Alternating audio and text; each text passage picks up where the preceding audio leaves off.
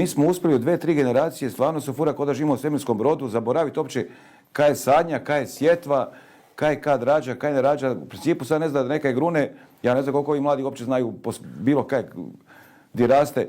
Izgubili smo to i prepustili smo se u ruke trgovaca, lobija i svega i to bez ispaljenog metka, možemo reći.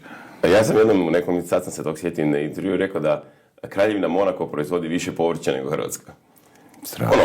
Znači jednostavno je besmisleno, ljudima se ne da raditi. Uvijek je, znači danas je moderno biti IT-evac, moderno je biti, ne znam, menadžer, sve je to moderno, ali niko ne razmišlja o tome ko će napraviti nešto, sagraditi,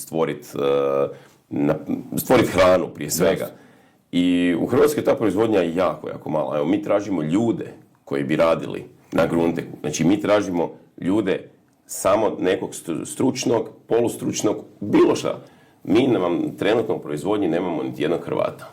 A 4 godine tražimo intenzivno i nismo štedili nikada na uvjetima, tako da jednostavno nikome se ne da raditi u polju.